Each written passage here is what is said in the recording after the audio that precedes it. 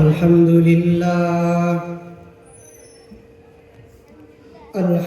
لله نحمده ونستعينه ونستغفره ونؤمن به ونتوكل عليه ونعوذ بالله من شرور أنفسنا ومن سيئات أعمالنا من يهده الله فلا مضل له ومن يضلل فلا هادي له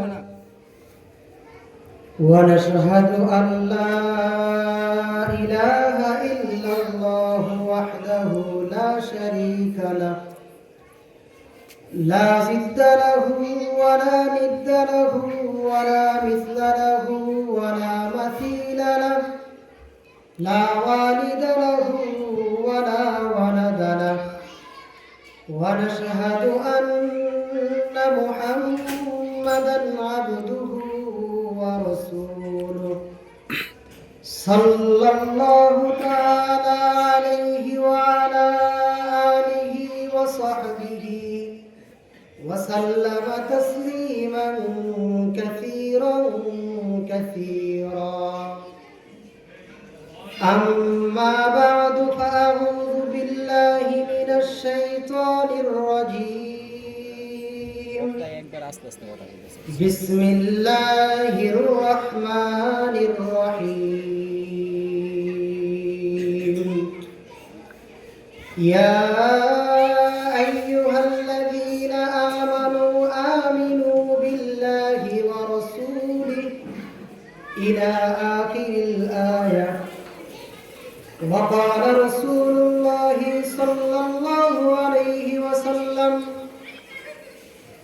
لا يزني الزاني حين يزني وهو مؤمن ولا يشرب الخمر حين يشرب وهو مؤمن ولا يسرق السارق حين يسرق وهو مؤمن أو كما قال النبي صلى الله عليه وسلم بارك الله لنا ولكم في القرآن العظيم ونفعني وإياكم بالآيات والذكر الحكيم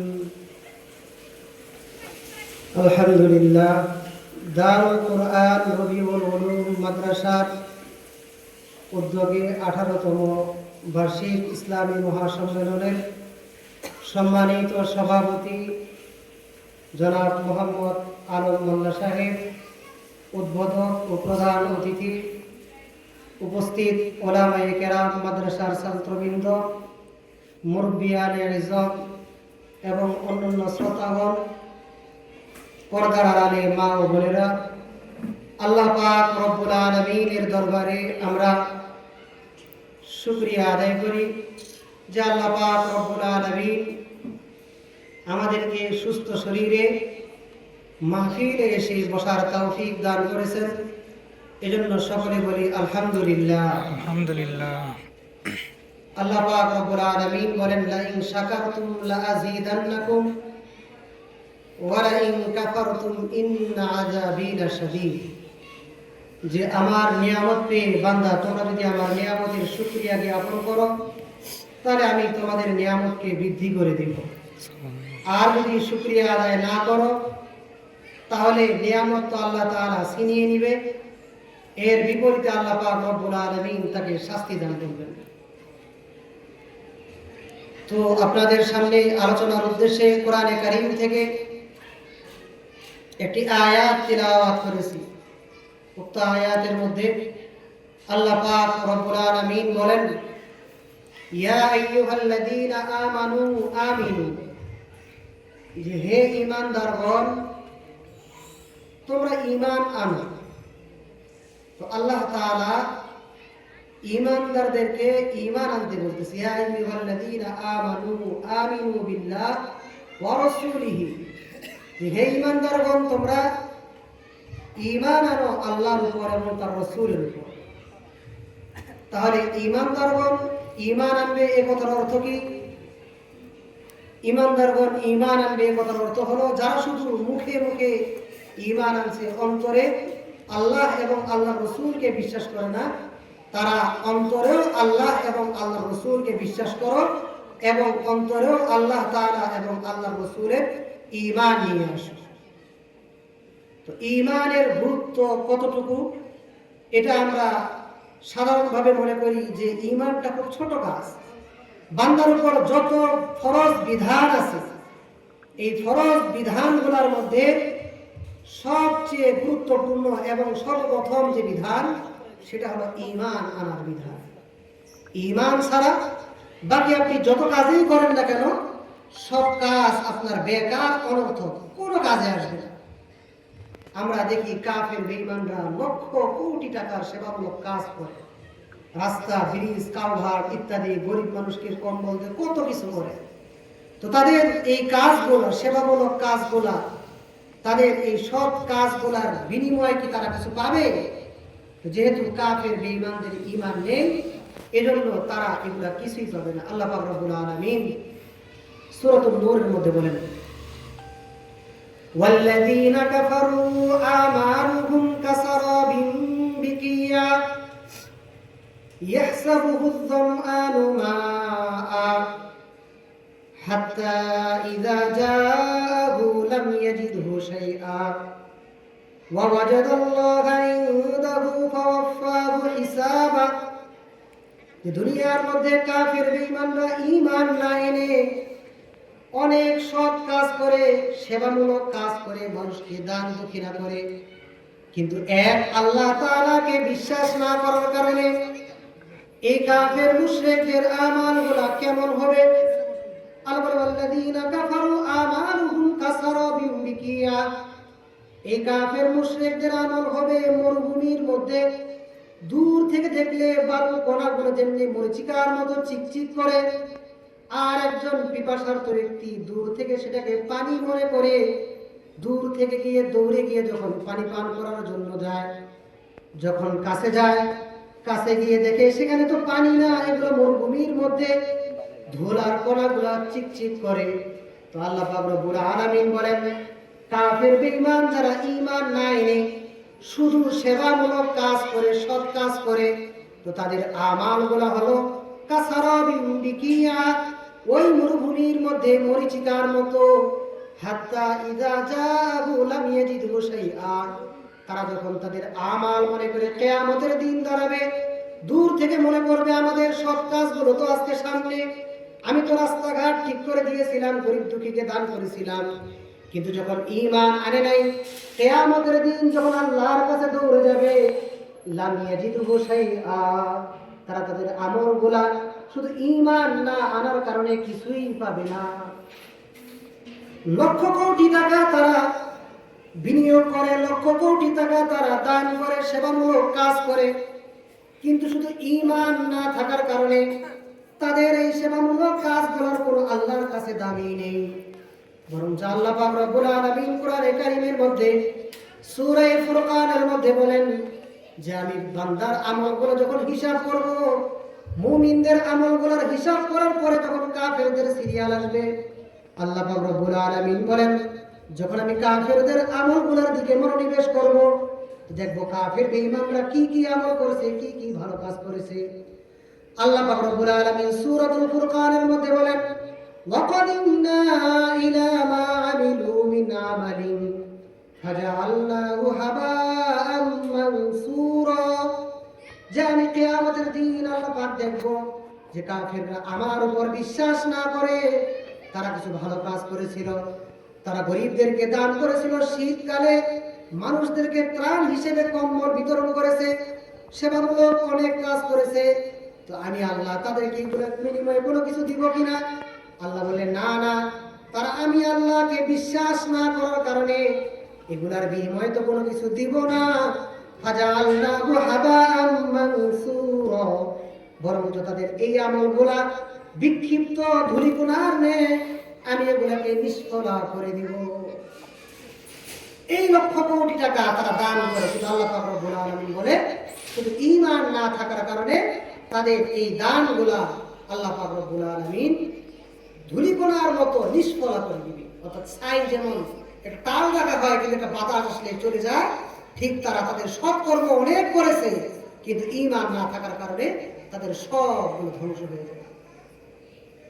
স্বাভাবিকভাবেই আমাদের মাঝে প্রশ্ন আসতে পারে, বেটা তো জীবনে কোনো অপরাধ করে নাই, পুরো জীবনটাই ভালো কাজ করলো, সঠিক পথে চললো, দান দক্ষিণা করলো, মানুষের উপকার করলো, শুধু তো একটা কাজই করলো না, আল্লাহর উপর ঈমান আনলো না, আল্লাহ তাকে বদলা দিচ্ছে না কেন? আল্লাহ তার উপর খুশি না কেন? তার জবাবটা আমাদের হাটহাজারীর বছর হাটহাজারীর মুফতি কিফায়াতুল্লাহ দামাত বারাকাতুহুম বলতেন, খুব সুন্দর একটা দৃষ্টান্ত দিতেন যে কোনো পিতা একটা সন্তানকে যখন লালন পালন করে, গভীরভাবে খেয়াল করবেন, লালন পালন করার পর এই সন্তান যখন আস্তে আস্তে বড় হয়, সন্তান যদি অনেক টাকা কামাই করার পর এই পিতার এমন কোনো প্রয়োজন নাই যা সন্তান পূরণ করে না। পিতা অসুস্থ হলে সন্তান টাকা দেয়, পিতার যদি অসুস্থ হয় সন্তান নিজ হাতে পিতার খেদমত করে, সব কিছুই করে, কিন্তু সন্তান একটা কাজ করে না, সেটা হলো তার পিতাকে সে আব্বু ডাকটা দেয় না। এত কিছু করার পরেও এই বাবার জন্য লক্ষ কোটি টাকা যদিও খরচ করে সন্তান, কিন্তু শুধু আব্বু ডাকটা না দেওয়ার কারণে এই বাবা যদি তার হৃদয় দিয়ে কখনো এই সন্তানকে ভালোবাসতে পারে, কখনো এই হৃদয় দিয়ে সন্তানকে সন্তান মনে করবে না, কারণ সব কিছু সে দিয়েছে কিন্তু বাবাকে সে আব্বু ডাকটা দেয় নাই। ঠিক কাফের মুশরিকরা এমন, কাফের বেঈমানরা এমন, তারা সব কিছু করে, তারা দান দক্ষিণা সব কর্ম করে, কিন্তু আল্লাহ পাক রব্বুল আলামিনকে তারা আল্লাহ বলে স্বীকার করে না।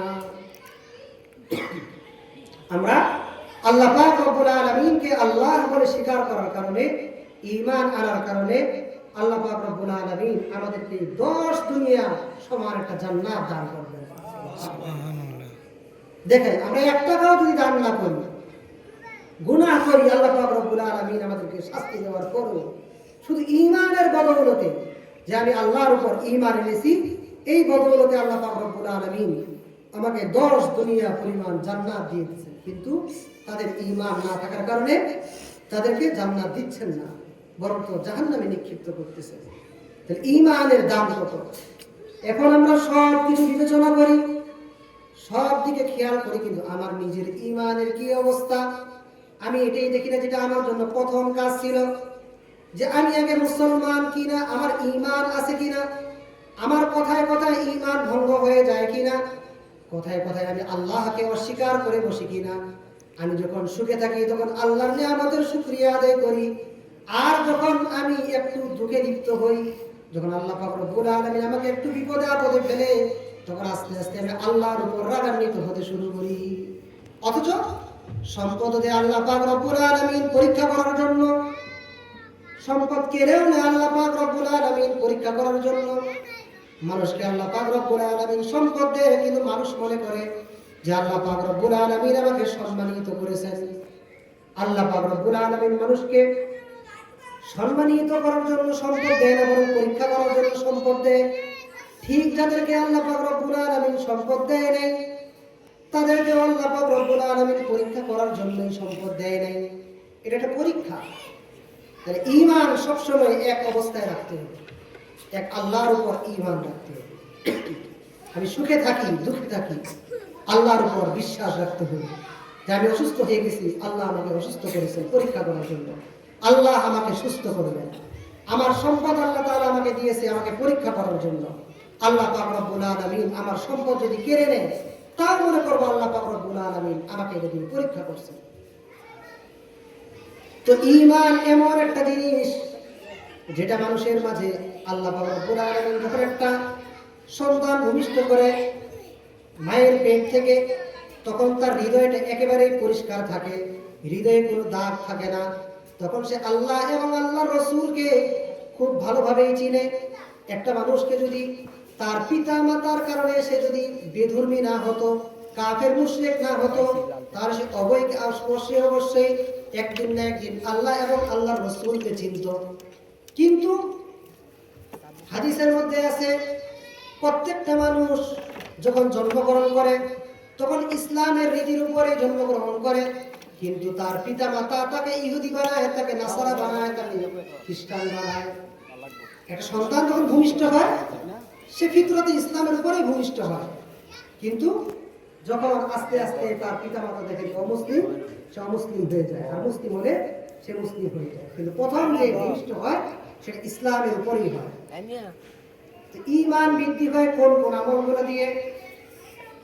আমরা যদি কোরআনে কারীমের তেলাওয়াত করি, দেখবেন আস্তে আস্তে আপনার হৃদয়টা প্রশান্তি পাচ্ছে, আস্তে আস্তে ঈমান বৃদ্ধি হচ্ছে। অপরদিকে যদি আমরা আস্তে আস্তে গুনাহের কাজ করি, তাহলে দেখবেন আপনার ঈমানের মধ্যে ভাটা পড়তেছে। এক সময় আপনি 5 ওয়াক্ত নামাজ পড়তেন, নামাজ পড়তে অনেক ভালো লাগতো, কিন্তু অল্প অল্প ছোট ছোট গুনাহের কাজ করার কারণে এখন আর 5 ওয়াক্ত নামাজ পড়তে ভালো লাগে না। সমস্যা কি? সমস্যা হলো ঈমানের শুরুর দিকটা আমার যেমন পরিষ্কার ছিল, গুনাহ করতে করতে আমার ওই অন্তরের মধ্যে দাগ লাগতে লাগতে এমন একটা অবস্থায় আমার অন্তরটা পৌঁছে গেছে, আগে যা ভালো লাগতো এখন আর ভালো লাগে না। আমি নিজেকেই প্রশ্ন করি যে আগে আমি নামাজ পড়তাম, তখন কেন নামাজ ভালো লাগতো, এখন আমি নামাজ পড়ি না, এখন কেন আমার কাছে নামাজ ভালো লাগে না? এটার সদুত্তর হলো, এক সময় আপনার দিলটা, আপনার হৃদয়টা অনেক পরিষ্কার ছিল, এই কারণে আপনার নামাজ ভালো লাগতো, সব ভালো কাজই ভালো লাগতো। এখন আপনি আস্তে আস্তে ছোট ছোট গুনাহ করতে করতে আপনার হৃদয়টাকে এত কলুষিত বানিয়ে ফেলেছেন। আল্লাহ পাক রব্বুল আলামিন কোরআনের মধ্যে বলেন, কাল্লা বাল রানা আলা কুলুবিহিম মা কানু ইয়াকসিবুন, যে তাদের অন্তরে তাদের কৃত কর্মের কারণে জং ধরে গেছে। হৃদয়টা অনেক পরিষ্কার থাকে, কিন্তু গুনাহ করতে করতে একটা গুনাহ করলে হৃদয়ে একটা দাগ পড়ে, দুটা গুনাহ করলে দুটা দাগ পড়ে। এভাবে বান্দা গুনাহ করতে করতে হৃদয়ে যখন জং ধরে যায়, তখন বান্দাকে আর ভালো কথা ভালো লাগে না, বান্দাকে ভালো কাজ ভালো লাগে না, নামাজ পড়তে ভালো লাগে না, যাকাত দিতে ভালো লাগে না, রোজা রাখতে ভালো লাগে না, টাকা হয়ে গেলেও হজে যেতে ভালো লাগে না, কোন একটা ওয়াজ মাহফিলে আসতে বললে ভালো লাগে না, কিন্তু গানের মজলিস যাইতে তাকে বলতে লাগে না। এর মূল কারণটা কি? কাল্লা বাল রানা আলা কুলুবিহিম মা কানু ইয়াকসিবুন, তার অতীতের ওই কৃতকর্ম যা সে করেছে, আস্তে আস্তে গুনাহের কাজ, এই গুনাহের কাজগুলোর কারণে তার হৃদয়টা আজকে জং ধরে গেছে। এই হৃদয়ে জং ধরার কারণে তার আজ ভালো কাজগুলো ভালো লাগে না। হৃদয়ে জং ধরলে দেখবেন আপনি একটা ভালো কাজ কিন্তু আপনার কাছে বিরক্তি লাগে, কিন্তু আপনি নিজেই চিন্তা করবেন, দেখবেন যে একসময় আপনার কাছে এই কাজটা ভালো লাগতো, একসময় ফজর আজান দিলে আপনার মসজিদে যাওয়ার মন চাইতো, ফজর আজান দিলে মসজিদে গিয়ে আপনার নামাজ পড়ার জন্য হৃদয়টা বেকুল হয়ে উঠতো, কিন্তু এখন ফজর আজান দেয় কিন্তু আপনার বিছানা থেকে উঠার মন চায় না। কারণটা কি? কারণ হলো এক সময় আপনার হৃদয়টা অনেক পরিষ্কার ছিল, এখন আস্তে আস্তে গুনাহ করতে করতে হৃদয়টাকে আপনি কলুষিত বানিয়ে ফেলেছেন। এই হৃদয়টাকে পরিষ্কার করার জন্য সবচাইতে গুরুত্বপূর্ণ আমল হলো যেটা, যে কাজ করলে হৃদয়টা পরিষ্কার হয়, সেটা হলো আল্লাহ তাআলার জিকির, আল্লাহ তাআলার স্মরণ। আমরা যারা আছি এখানে, আমরা নিজেই পরীক্ষা করে দেখব আমাদের হৃদয়ের যা অবস্থা, আমরা বর্তমান যে যে অবস্থানে আছি, প্রতিদিন যদি আমরা লা ইলাহা ইল্লাল্লাহের জিকির করি, নিজে একটা তাসবিহ নিয়ে অথবা হাতের মধ্যে জিকির করি, এই জিকির করতে করতে দেখবেন আপনার হৃদয়ের মধ্যে আস্তে আস্তে উন্নতি হবে। এই হৃদয়টা উন্নতি হতে হতে এমন এক পর্যায়ে পৌঁছে যাবে যে আপনি একবার আল্লাহ বলে ডাক দিবেন, আর ওদিকে আরশ মহল্লা থেকে লাব্বাইক ইয়া আবদি, হে বান্দা আমি হাজির, এটা বলতে দেরি হবে না। আমাদের হৃদয়ের সম্পর্ক হলো আল্লাহ তাআলার সাথে। একটা বাহন পৃথিবী থেকে এই চন্দ্রতে যাওয়ার জন্য কত পরিমাণ তেল খরচ হয়, কত পরিমাণ টাকা খরচ করার পরে তারপর গিয়ে তারা পৌঁছে, সময় ক্ষেপণ করে। তো আপনি আল্লাহ তাআলাকে একটা ডাক দিবেন জমিন থেকে আল্লাহ, আর আল্লাহ আকাশ থেকে এটা শুনবে। এই একটা পাওয়া, এটা অর্জন আপনাকে করতে হবে না, এটার জন্য আপনাকে মেহনত করতে হবে না, এটার জন্য আপনার দিলটা এমন বানাতে হবে না, এর জন্য তো মেহনত আছে যে আমি জমিন থেকে আল্লাহ বলবো আর আকাশ থেকে আল্লাহ আমার ডাকে সাথে সাথে উত্তর দিয়ে দিবে। আমি বিপদের সম্মুখীন হব, আল্লাহকে আল্লাহ বলবো, আল্লাহ আমাকে সহযোগিতা করবে। এটার জন্য আমাকে তো প্রস্তুত হতে হবে। বিষয়টা তো এমন না যে আল্লাহ আমার দিকে চেয়ে আছে আর আমি অবাধ্য হতেই থাকবো, আর আল্লাহ আমাকে ডাকতে আমাকে আমার দিকে চেয়েই থাকবে, আমাকে সাহায্য করতেই থাকবে, এমন তো কোনো কথা নেই। রাসূলুল্লাহ সাল্লাল্লাহু আলাইহি ওয়াসাল্লাম হাদিসের মধ্যে বলেন, আল কাইয়িসু মান দানা নাফসাহু ওয়া আমিলা লিমা বাদাল মাউত ওয়াল আজিজু মান আতবা নাফসাহু হাওয়াহা ওয়া তামান্না আলাল্লাহ। যে চালাক হলো ওই ব্যক্তি, আল কাইয়িস চালাক ওই ব্যক্তি, মান দানা নাফসাহু ওয়া আমিলা লিমা বাদাল মাউত, নিজের নফসকে নিজে চিনে চেনার পরে মৃত্যুর পরবর্তী সময়টার জন্য আমল করা শুরু করে। আর আজিজ অপারগ বেকুব কোন ব্যক্তি, ওয়াল আজিজু মান আতবা নাফসাহু হাওয়াহা, অপারগ বেকুব হলো ওই ব্যক্তি যে নিজের মন মতো সব কাজ করে, ওয়া তামান্না আলাল্লাহ, আর এদিকে আল্লাহর উপর আশা রাখে যে আল্লাহ আমাকে মাফ করে দিবে।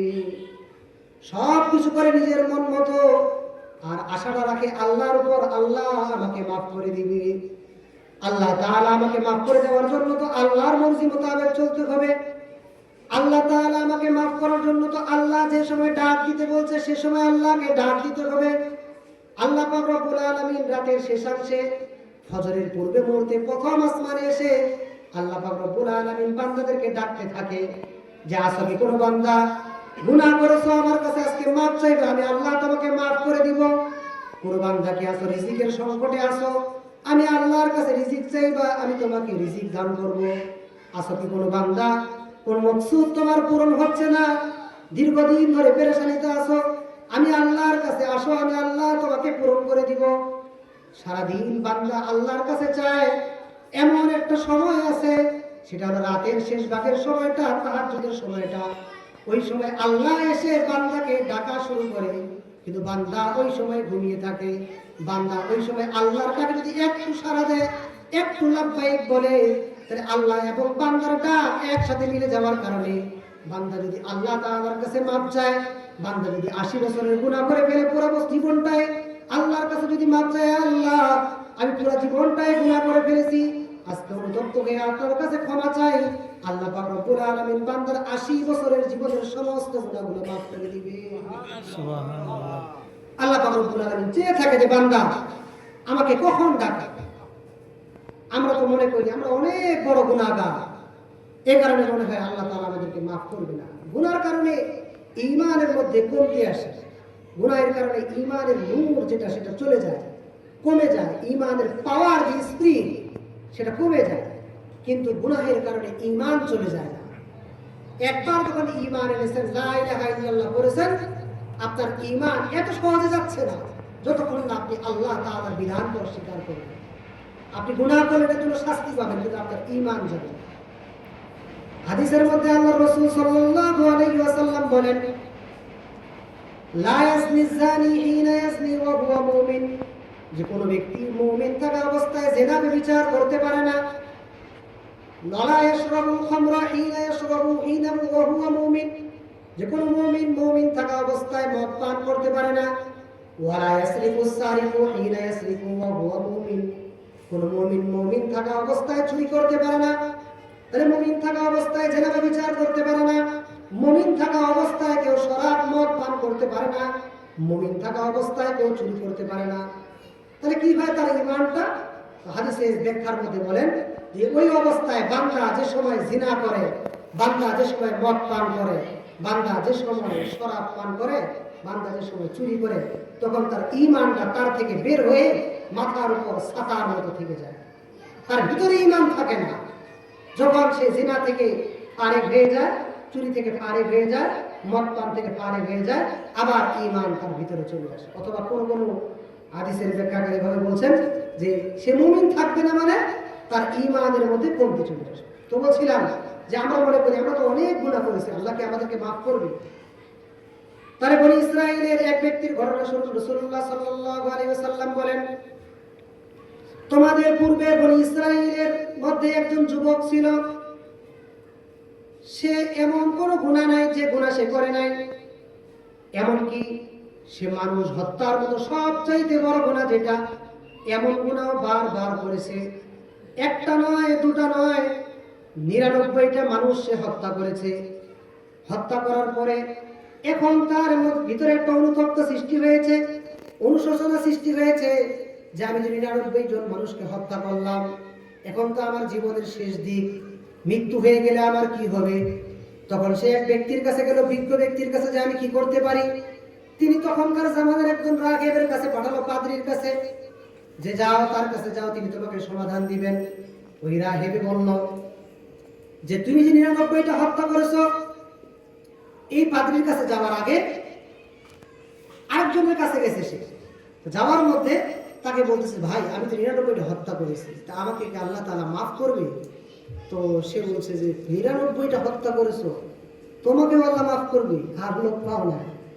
তো সে ভাবলো যে আমি যখন 99টা হত্যা করছি, আল্লাহ যখন আমাকে মাফ করবে না, তো তোমারটাও দিব শেষ করি।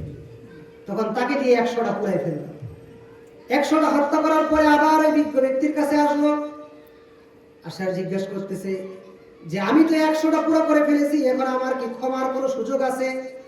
তো বলতেছে, হ্যাঁ তোমার ক্ষমার সুযোগ এখন আছে, তুমি এই ব্যক্তির কাছে যাও। তখন এই ব্যক্তির কাছে জিজ্ঞেস করে যে আমি জীবনে 100টা বিনা কারণে হত্যাকাণ্ড সংঘটিত করেছি, আমাকে কি আল্লাহ পাক রব্বুল আলামিন মাফ করবে? বলবে, হ্যাঁ আল্লাহ পাক রব্বুল আলামিন তোমাকে মাফ করবে। তোমার জন্য একটা কাজ করতে হবে, যে অমুক গ্রামের মধ্যে কিছু নেককার বান্দা আছে, তারা সব সময় আল্লাহর ইবাদত করে, তুমি এই এলাকা ছেড়ে ওই এলাকার মধ্যে চলে যাও। পরামর্শ দিল তাকে। তো সে অনুতপ্ত হয়ে ওই এলাকার দিকে ছুটতেছে। তো বান্দা যখন তাওবাহের উদ্দেশ্যে আল্লাহ পাক রব্বুল আলামিনকে বিশ্বাস করে অনুতপ্ত হয়ে যখন ওই দিকে চলে গেল, এই তওবার উদ্দেশ্যে তার পথ চলা, ঠিক এই সময়ে মাঝ পথে আজরাইল আলাইহিস সালাম এসে তার জান কবজ করার জন্য উদ্দেশ্যে চলে আসলো। যখন সে মালাকুল মউতকে দেখলো, মৃত্যুর ফেরেশতাকে, সাথে সাথে সে হতবাক হয়ে গেল যে দীর্ঘ একটা বড় জীবন আমি পাপে লিপ্ত থাকার পর, 100 হত্যাকাণ্ড সংঘটিত করার পর, আজ যখন আমি তওবার জন্য ওই গ্রামের দিকে নেককার পুরুষদের দিকে যাচ্ছি, ঠিক এই সময় আমার সামনে মৃত্যু উপস্থিত। তখন সে হামাগুড়ি দিয়ে আরেকটু পথ সামনে চললো। ঠিক এই সময় তার জানটা কবজ হয়ে যায়। তার জানটা যখন আল্লাহ পাক রব্বুল আলামিনের কাছে যাবে, এমন সময় রহমতের ফেরেশতা এবং আযাবের ফেরেশতা প্রতিযোগিতা করা শুরু করতেছে যে কে নিয়ে জানটা। রহমতের ফেরেশতারা বলতেছে, সে তো তাওবাহের জন্য ওই গ্রামের দিকে যাচ্ছিল, তো তার জানটা আমরা নিয়ে নিই। আর গজবের ফেরেশতারা বলতেছে, না না, সে তো দীর্ঘদিন যাবত সে তো 100 হত্যাকাণ্ড ঘটিয়েছে, যার কারণে তার তাওবা নসিব হয় নাই, এই কারণে তার জানটা নিয়ে আমরা আল্লাহ তাআলার কাছে যাই। তখন আরেক ফেরেশতা মানুষের রূপে তাদের সামনে আসলো, তখন তাকে বিচারক হিসেবে রাখলো। তো আল্লাহ পাক রব্বুল আলামিন তখন ওই ফেরেশতাকে যখন বিচারক হিসেবে নির্ধারণ করলো, ওই ফেরেশতা বিচারক হিসেবে বললেন যে তার রাস্তাগুলো মাপা হোক, সে কোন দিক পথটা বেশি অতিক্রম করছে। যখন তার রাস্তা মাপা হলো, দেখা গেল যেই গ্রামের দিকে নেককার ব্যক্তিরা থাকে, সে তাওবার জন্য অতিক্রম করতেছিল, ওই গ্রামের দিকে সে 1 বিঘত পরিমাণ মাত্র সামনে চলে গিয়েছে। তো আল্লাহ পাক রব্বুল আলামিন ওই বান্দার ব্যাপারে ঘোষণা দেয়, সে জীবনে 100 হত্যাকাণ্ড ঘটাতে পারে, কিন্তু আজকে যখন আমার আল্লাহ তাআলাকে স্মরণ করার জন্য ওই গ্রামের দিকে তাওবাহের জন্য যাচ্ছিল, আর সে তাওবাহের রাস্তার দিকে 1 বিঘত রাস্তা যেহেতু বেশি ছিল, এজন্য আমি আল্লাহ পাক রব্বুল আলামিন তার জীবনের সমস্ত গুনাহগুলোকে মাফ করে দিলাম। সুবহানাল্লাহ। 100 হত্যাকাণ্ড, কিন্তু আল্লাহ পাক রব্বুল আলামিন শুধু তাওবাহের কারণে সব কিছু আল্লাহ পাক রব্বুল আলামিন তার মাফ করে দিলেন। তাওবাহের নাম এটা নয় যে আপনি মুখে মুখে সব সময় আস্তাগফিরুল্লাহ ওয়া আতুবু ইলাইহি পড়তেই থাকতে হবে। তাওবাহের মূল বার্তা হলো দিলে দিলে আপনার মধ্যে অনুতপ্ত হওয়া, দিলের মধ্যে আপনার অনুশোচনা সৃষ্টি হওয়া, যে আমি যে গুনাহগুলো করেছি, এই কাজগুলো ঠিক করি নাই, সামনে থেকে আমার সঠিক পথে চলা দরকার। এই অনুতপ্ত যদি আপনি হতে পারেন এতটুকু, এটার নামেই তাওবা। এতটুকু অনুশোচনা যদি আপনার ভিতরে আসে, এটার নামেই মূল তাওবা। এরপর যদি আপনি ওই গুনাহটা ছেড়ে দেন, আল্লাহর হাবিব সাল্লাল্লাহু আলাইহি ওয়াসাল্লাম হাদিসে পাকের মধ্যে বলেন, আত-তাইবু মিনাজ যামবি কামাল্লা যামবালা, যে বান্দা গুনাহ থেকে তাওবা করে, সে কেমন জানি গুনাহ করেই নাই। যদি কোনো গুনাহ করে গুনাহ করার পরে খালেস দিলে কেউ যদি তওবা করে এই গুনাহটা আর করবে না, তাহলে সে গুনাহ না করার এই মতো, অর্থাৎ কেমন জানি ওই বান্দা ওই গুনাহটাই করে নাই। তওবা করার পরে আমাদেরকে নেক আমলের দিকে মনোনিবেশ করতে হবে, কারণ কোরআনে পাকের মধ্যে আল্লাহ পাক রব্বুল আলামিন বলেন ইন্নাল হাসানাত ইযহিবনাস সাইয়্যাত, নিশ্চয় সৎ কর্মগুলা বদ কর্মগুলাকে মিটাইয়া দেয়। প্রত্যেকটা বদ কর্মের পরপরই আমরা খেয়াল করব যে আমার জন্য একটা সৎ কর্ম হয়ে যায়, একটা গুনার কাজ হয়ে গেছে, সাথে সাথে একটা নেকির কাজ করে ফেলবো, যার কারণে ওই নেকির কাজের বদলায় আল্লাহ পাক রব্বুল আলামিন আমার ওই গুনার কাজটা ক্ষমা করে দিতে পারে। তাও মানে শুধু একটু অনুশোচনার নাম, অনুতপ্ত হওয়ার নাম। এ ব্যাপারে আরেকটি ঘটনা বলি। বনী ইসরাঈলের মাঝে দীর্ঘদিন যাবৎ অনাবৃষ্টি দেখা দিল, বৃষ্টি হচ্ছে না, পশু পাখি সবাই কষ্ট পাচ্ছে, মানুষ পানি পায় না, শস্য শ্যামল হয় না, গাছে ফল ধরে না, পশু পাখিগুলো পানি খাইতে পারে না, হাহাকার উঠে গেছে। এই অনাবৃষ্টির কারণে সমস্ত মানুষ সমবেত হলো, সমবেত হয়ে মূসা আলাইহিস সালামকে দাওয়াত করলো যে হে মূসা, আপনি আমাদের জন্য বৃষ্টির জন্য আল্লাহ তাআলার কাছে দোয়া করেন। তো মূসা আলাইহিস সালামকে যখন দাওয়াত করে, আল্লাহ পাক রব্বুল ইজ্জতের দরবারে দোয়া করার জন্য মূসা আলাইহিস সালাম আল্লাহর কাছে হাত তুলে দীর্ঘ সময় নিয়ে কান্নাকাটি করে। তো কান্নাকাটি করার পর আল্লাহ পাক রব্বুল আলামিন তবুও বৃষ্টি দেয় না। বারবার হাত তুলে বারবার মূসা আলাইহিস সালাম নবী হয়ে কান্নাকাটি করে আল্লাহর দরবারে। আল্লাহ পাক রব্বুল আলামিন এই অনাবৃষ্টির মাঝে সবাই কষ্ট পায়, কিন্তু আল্লাহ পাক রব্বুল আলামিন বৃষ্টি নাযিল করে না। তো মূসা আলাইহিস সালাম আল্লাহ পাক রব্বুল আলামিনকে কারণ জিজ্ঞেস করলো, হে আল্লাহ, এতবার আপনার কাছে হাত তুলি, দোয়া করি, কান্না করি, আপনি আমাদেরকে কেন কষ্ট দিচ্ছেন, আমাদের দোয়া কেন কবুল করতেছেন না? তো আল্লাহ পাক রব্বুল আলামিন মূসাকে ওহীর মাধ্যমে জানাই দিলেন, মূসা, তুমি এই ৭০,০০০ ৮০,০০০ মানুষকে সমবেত করে দোয়া করতেছো, ঠিক আছে, কিন্তু তোমার এই ৭০,০০০ মজলিসের মধ্যে এমন একটা ব্যক্তি আছে যে ৪০ বছর যাবত আমার নাফরমানিতে লিপ্ত, আমার অবাধ্যতা করতেছে, ওই ব্যক্তির কারণে আমি দোয়াটা কবুল করতেছি না।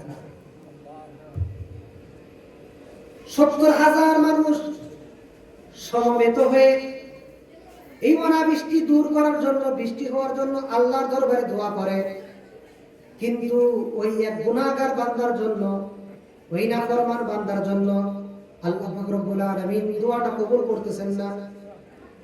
তো মূসা আলাইহিস সালাম যখন জানলো যে আমাদের মজলিসের মধ্যে একজন আল্লাহর অবাধ্য বান্দা আছে, যার কারণে দোয়াটা কবুল হচ্ছে না, তো মূসা আলাইহিস সালাম ঘোষণা দিয়ে দিলেন যে এই মজলিসের মধ্যে কে আছে যে এমন অবাধ্যতা করে ৪০ বছরের মতো আল্লাহ তাআলা, যার কারণে আমাদের কারো দোয়াটা কবুল হয় না। তো ৭০,০০০ মানুষের মাঝে এই আওয়াজ পৌঁছানো সম্ভব না। তখন মূসা আলাইহিস সালাম আল্লাহর কাছে বললেন, হে আল্লাহ, আপনি আমার আওয়াজটা পৌঁছাই দেন। তো আল্লাহ বলেন, মূসা, তুমি আওয়াজ দাও, আমি পৌঁছাই দেওয়ার দায়িত্ব আমার। তো মূসা আলাইহিস সালাম বারবার আওয়াজ দিলেন যে কে আছো মজলিসের মধ্যে, যে দীর্ঘ ৪০টা বছর আল্লাহর অবাধ্যতায় লিপ্ত হয়েছে, যার কারণে আমাদের কারো দোয়া কবুল হচ্ছে না। মূসা আলাইহিস সালাম যখন বারবার এই ঘোষণা দিলেন, তখন ওই অবাধ্য ব্যক্তিটা যে ৪০ বছর ধরে আল্লাহর অবাধ্যতায় লিপ্ত, এমন কোনো গুনাহ নাই যে গুনাহ সে করে নাই, তখন সে একবার আস্তে করে মজলিস থেকে উঠে, মজলিস থেকে উঠার পর ডানে দেখে বামে দেখে, দেখে কেউ তো মজলিস থেকে উঠতেছে না। সে বুঝে ফেললো অবশ্যই অবশ্যই ওই ব্যক্তিটা তো আমি যদি এখন মজলিস থেকে উঠে চলে যাই, এই ৭০,০০০ মানুষ সবাই জানবে যে আজকে ৪০টা বছর ধরে আমি আল্লাহ তাআলার অবাধ্যতায় লিপ্ত আছি। তো তার দিলটা ভেঙে গেল যে আল্লাহ পাক রব্বুল আলামিন ৪০টা বছর আমার এই দোষগুলো গোপন করছে, আল্লাহর অবাধ্যতায় লিপ্ত ছিলাম, আল্লাহ পাক রব্বুল আলামিন কোনোদিন আমার দোষগুলোকে প্রকাশ করেনি, কিন্তু আজকে কি ঘটতে যাচ্ছে, এই ৪০ বছরের অপরাধের কথা মানুষ বুঝে যাচ্ছে, আমাকে মজলিস থেকে বের করে দেওয়া হচ্ছে। আর আমি যদি বের না হই, তাহলে তো মূসা আলাইহিস সালামের দোয়া কবুল হবে না, অনাবৃষ্টিও যাবে না, আমিও কষ্ট পাবো, সমস্ত উম্মতরাই কষ্ট পাবে। এই খেয়াল করে সে একটু উঠে আবার ডানে বামে দেখে আবার বসে যায়, আবার উঠে আবার ডানে বামে দেখে আবার বসে যায়। তো দিনটা ভেঙে গেছে যে আজকে আমার কি হলো। পরে সে মাথাটা দুই হাঁটুর মাঝখানে মাথাটা ঢুকিয়ে মজলিসের মধ্যে বসে বসে কান্না করে আল্লাহ তাআলাকে বলতেছে, হে আল্লাহ, ইলাহি ওয়া সাইয়্যিদি। আল্লামা ইবনে কুদামা রাহমাতুল্লাহ আলাইহি আত-তাওয়াবিন কিতাবের মধ্যে এভাবে লিখছে কথাগুলো, ইলাহি ওয়া সাইয়্যিদি ইন্নী কুনতু আসাইতু 40 সানাতান ফাআনহালতানি। হে আল্লাহ, 40টা বছর আপনার অবাধ্যতায় আমি লিপ্ত ছিলাম, আপনি আমাকে সুযোগ দিলেন, কোনদিন আমার দোষগুলা কারো সামনে প্রকাশ করলেন না। কিন্তু আজকে আমি বান্দা অনুতপ্ত হয়ে, আমি অনুশোচনা করে আপনার সামনে এসেছি, তওবা করে হাঁটু দুইটার মাঝে মাথাটা ঢুকাই দিয়ে এই সংগঠনে আপনার কাছে তওবা করতেছি। আল্লাহ, সামনে থেকে আমি আর কোনোদিন গুনাহ করব না। এই 70,000 মানুষের সামনে আজকে আমাকে বেইজ্জত করিও না। যখন আল্লাহকে বান্দা মাথা নিচু করে আল্লাহকে গোপনে এই ডাকটা দেয়, বান্দা যখন পরে সে ডাকটা দেয়, আল্লাহ পাক রব্বুল আলামিনের আরশে খবর হয়ে যায়। কিছুক্ষণ পরে আকাশটা মেঘাচ্ছন্ন হয়ে গেল আর বৃষ্টি হওয়া শুরু করলো। মূসা আলাইহিস সালাম অবাক হলো, সে তো হতবাক। আল্লাহ তো এখনই বললেন যে আমাদের মজলিসের মধ্যে এমন একটা নাফরমান অবাধ্য ব্যক্তি আছে, সে যদি এই মজলিস থেকে বের না হয় আল্লাহ পাক রব্বুল আলামিন বৃষ্টি দিবে না। ওই আমাদের মজলিস থেকে তো এখনো কেউ বের হয় নাই, কিন্তু আল্লাহ পাক রব্বুল আলামিন তো বৃষ্টি দিয়ে দিল। মূসা আলাইহিস সালাম আল্লাহকে জানালো, আল্লাহ, আপনি তো এখনই বললেন যে মজলিস থেকে যদি ওই ব্যক্তি বের না হয় তাহলে আপনি বৃষ্টি দিবেন না। ওই কেউ তো বের হয়নি, আপনি বৃষ্টি দিয়ে দিলেন কেন? আল্লাহ পাক রব্বুল আলামিন বলেন, হে মূসা, যার কারণে আমি এতদিন ধরে বৃষ্টি দেই নাই, আজকে তার কারণেই আমি অনবরত বৃষ্টি দিয়েছি। 40 বছর যার কারণে, যে গুনাহগার বান্দার কারণে আল্লাহ দোয়াটা কবুল করতেছিল না, অবাধ্য হওয়ার কারণে, আল্লাহ পাক রব্বুল আলামিন তার তওবার কারণে দোয়া কবুল করে সাথে সাথে নাই। এখন মূসা আলাইহিস সালামের দিলের মধ্যে একটা আগ্রহ সৃষ্টি হলো যে কে সেই বান্দাটা, যে বান্দা 40 বছর আল্লাহ পাক রব্বুল আলামিন অবাধ্যতায় লিপ্ত ছিল, আর এখন তার আল্লাহর কাছে তওবা করার কারণে তার দোয়াটা কবুল হয়ে গেল আর বৃষ্টি হয়ে গেল। তো আল্লাহ পাক রব্বুল আলামিনকে মূসা আলাইহিস সালাম বলে, হে আল্লাহ, দয়া করে মেহেরবানি করে আপনি তার নামটা আমাকে বলুন, যে কে সে বান্দা যার কারণে আপনি আজকে বৃষ্টি দিচ্ছেন, অথচ তাকে আপনি কিছুক্ষণ আগে মজলিস থেকে বের হতে বলছেন। আল্লাহ পাক রব্বুল আলামিন, দেখেন আল্লাহ পাক রব্বুল আলামিন কত মেহেরবান। মূসা আলাইহিস সালামকে ডাক দিয়ে বলে, হে মূসা, 40টা বছর সে আমার অবাধ্যতায় লিপ্ত ছিল, আমার নাফরমানি করেছে, আমি কোনোদিন তার নামটা মানুষের সামনে প্রকাশ করি নাই।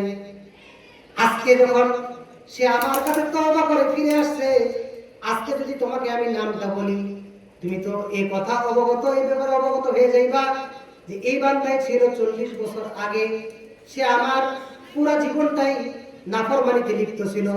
40 বছর যখন তার আমি দোষটা গোপন করেছি, তো আজকে আল্লাহ পাক রব্বুল আলামিন, আমি আজকে তার দোষটা গোপন করলাম, তার নামটা তুমি মূসাকে আজকে বললাম না। সুবহানাল্লাহ। তো দেখেন এই বান্দা তওবা করছিল, সে কি তাসবিহ ছিল 1 ঘন্টা ধরে, শুধু 1 মিনিট বাহিরে মাইকের আওয়াজ কম, বাহিরে মাইকের আওয়াজ কম। 40টা বছর আমি অবাধ্য হয়েছি, আজকে আপনার কাছে আমি একনিষ্ঠ হয়ে তওবা করতেছি, আপনি আমাকে মাফ করে দেন।